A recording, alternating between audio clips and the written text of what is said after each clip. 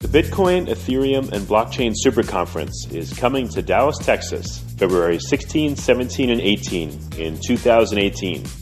If you know of a better way to get the latest insider knowledge about crypto, to hear directly from the top minds in this field, to interact personally with 800 fellow crypto lovers, hodlers, investors, miners, traders, developers, and founders, then I'd like to hear about it. If you don't, then you don't want to miss out. Register today for the Bitcoin, Ethereum, and Blockchain Super Conference. Go to bitcoinsuperconference.com and register today as a super early bird to get the lowest rates on tickets and hotel rooms. That's bitcoinsuperconference.com. Welcome to Almost Here, Round the Corner Future Technology podcast with Richard Jacobs. Future technologies poised to transform our lives for better or worse are the focus of this podcast. Almost here means these technologies are now here and starting to be used, or just around the corner, from Bitcoin to artificial intelligence, 3D printing, blockchain, virtual reality, and more. Hi, this is Richard Jacobs with Future Tech Podcast. My guest today is Joshua Scigala, the co-founder of Vaultoro, Vaultoro. Josh, how you doing? Good. How are you? Thanks for having me on. Yeah, no problem. So what is Vaultoro? Looks like Vault Oro, gold vault, the name, if you look at it in Spanish, but what is Vault Oro? Yeah, exactly. It's always difficult when you're starting a startup these days to try to get a URL, and that's not been taken, and something that sounds okay and makes sense. So, we ended up with Vaultoro, which is actually vault, like you said, gold vault, and oro is Spanish for golden. And it basically wanted a way. I've been in Bitcoin since the very early days, and one of the things I kept on noticing is that exchanges weren't very transparent, and they kept on running away with people's money, or they'd get hacked with brackets. And so I wanted to first start a decentralized exchange to stop this. It was annoying the hell out of me, because Bitcoin was this amazing revolutionary technology that was, being messed with by all these thieves, basically, building these dodgy exchanges. And so I thought, right, I've got to build a decentralized exchange. And then basically I ended up the coding, the machine coding for, like, the programming language for Bitcoin wasn't good enough at that stage for a decentralized exchange.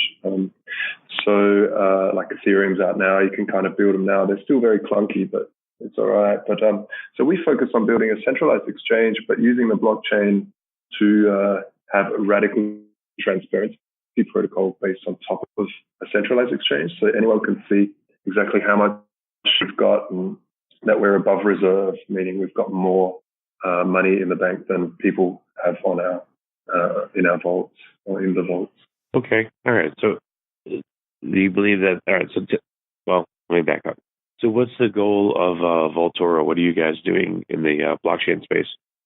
Well, basically, what we enable is, at the base level, is people can trade Bitcoin for allocated gold in a high security, top tier vaulting facility in Zurich. And it's fully insured and audited by one of the largest auditing firms in the world, and all that good stuff. And people to exchange something digital for something tangible and physical that's allocated in their name. And why that's important is when people trade into normal exchanges, like any other fiat exchange, they'll be trading for that. When you put paper money into a bank, money anymore, it belongs to the bank legally. And so if they mess up, or if the exchange goes broke, liquidators can just come in and take all that money and eat it all up. And that's exactly what happened in Mt. Gox. And all the liquidators are basically eating up all the creditors' funds. But what we wanted to go allocated good, it actually belongs to the people. So once they've done the trade on Vaultoro, it's cheap. So even if we go broke as a company, it doesn't matter. Their gold is sitting in Pro-Orum's vaults, which are holding facilities in Europe, and safe from any sort of liquidators. Well, all right. So let's go through a sample transaction. I want to buy, 10 Bitcoin. Let's say it's $40,000. how does it work with you? Tell me some of the steps. Yeah, so what we have is because we have such full-on transparency, we have to always buy upfront beforehand. So we buy kilo bars or good delivery bars, depending on how much volume is there, and upfront, and then sell those into them. Sometimes our price, if our price is, it stays at the normal market price, but if in front of us in the order book from them, so basically it's like any order book exchange where there's a whole lot of people buying and a whole lot of people selling, and they're trying to. So this was another important part for me, is that I really wanted I didn't want us to set the price. I wanted the have a market price not based on fiat, a market price based on a physical, tangible good. And so that's what you do is you place an order, you say the price that you want on the exchange, and then do that, whether that's our market maker or that's someone else that's holding gold. And the trade will go through, and then you're the happy owner of a good that's held its value for over 3,000 plus years and globally recognized. Interesting. All right.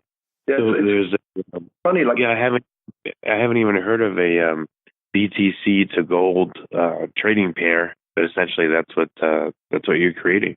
Yeah, exactly.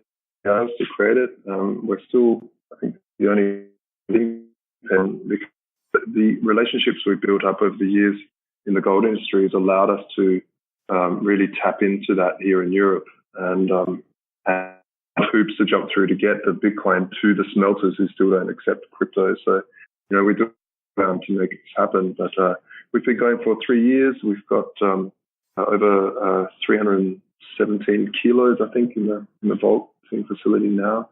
And yeah, we've just closed a funding round from a VC in 7-figure seed round. So we're really happy about that, which will let us start up. You're chasing all this money so you can grow, so VC funding money, and you can't actually focus on building the business, which is really frustrating.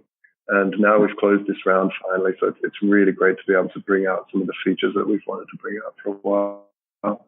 Do you think it's going to be an issue if the price of Bitcoin keeps rising against gold?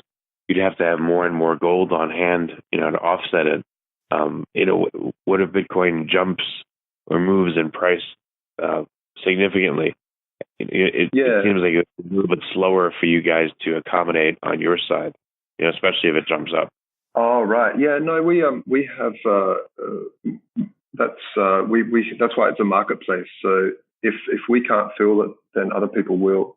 And so it's actually one of the things we're going to be implementing is a maker-taker fee model, meaning if someone comes and makes the market, meaning they put liquidity onto the market, then they'll have a much cheaper trading fee, if not free.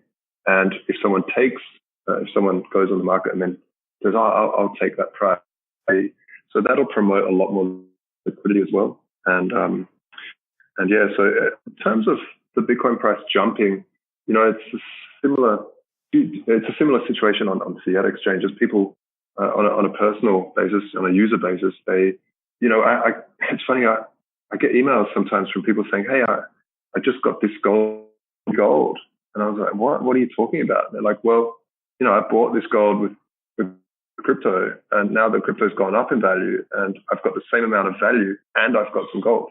And I was like, "Oh, that's a good way to look at it." And if I didn't buy gold, I'd have more now. But a lot of people see it as a really good, steady store of value. But what we're also seeing in terms of is people in the developing world who want to use crypto, but they don't have the KYC paperwork that's needed to comply with some of the hardcore KYC requirements that fiat. So because they literally don't have it, they don't have a pass. They're in a developing country that doesn't have that much infrastructure. And so being able to, the gold is it's a physical good. So KYC a little bit more lenient, and people can then basically trade in, use pay, I guess, where you can hold gold as Bitcoin again when you need to. You said the KYC is a bit more lenient. Can you be specific about that? Like what may not be needed versus what's needed for for fiat currency. Yeah. So for instance, if you go and buy a television at you don't need to show everything else, driver's license, and pull down your pants and show everything, but you can just buy a good, right? If you whereas if you deal with a bank or someone that deals with actual fiat currency, you need to jump through a whole lot of hoops to get that.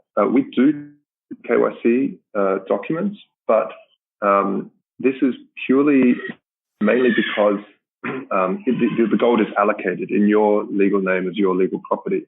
So we want to make sure that it's true allocated gold. Take some KYC, but it's not as intense. So it's a lot more inclusive. Gotcha. You have some hard costs. You have the vault space. You have to store stuff. You have to have security. Et cetera. Yeah. All that is payable with trading fees. I mean, it's not too exorbitant to store gold. No. So So on top of the storage fee, on top of the trading fee, there's a little storage fee, but it's super cheap. So compared to other industries, you pay like 0.034% per month on the percentage on the gold that you hold. There's usual storage fees are like 2-3%. So per year on some of these old school ways of using these vaults, and these vaulting facilities were really used only by the super elite rich before crypto came along, that allowed us to make buy in bulk and allow people out. So the trading fee covers full insurance. So banks are only insured to 100,000, but this would cover us to the full insurance if anything ever happened. And it also covers auditing and security and all that jazz. So, are you guys going to have any other metals, silver, other precious metals, or just gold, diamonds, anything like that? Yeah, so diamonds are a bit hard because you really don't, like, gold is gold, right? If you have London Bullion Exchange qualified, they've tested it, it's a base metal, whereas diamonds, you can get, there's different cuts and there's different value depending on the, it's a lot more tricky. Whereas gold, if you have a bar of gold down to the atomic level, because it's a base metal, it's all the same. So we're going to stick with metals at the start to start with, and other cryptos. But yeah, we'll be stretching out, we'll be extending our offer to have silver, platinum, and maybe palladium as well, which is quite an interesting metal. And also wanted to build a way for people to hold a basket of it, even really even in gold that you might even see. So we're hoping that people will be able to hold not only a basket of metals, but also some crypto in that basket. And with this funding money, building the world's first real-time debit card, so you can actually spend that gold down to the cent in real time. So there's other competitors where you have to log onto the website, sell the gold into euros or USD, and then load the card up and then spend it. But this will be true real time. This is something that's really interesting, because when we talk to people in Cyprus, when the banks shut and basically took 10% from everyone's accounts that had over 100,000, during that time you could only take out 100 euros a day. And so if your rent was more than 700 euros in the week, then you're out of luck. And not only that, people would be lining up, because it's not only rent, you have food and everything else, right? So it was really, really tricky.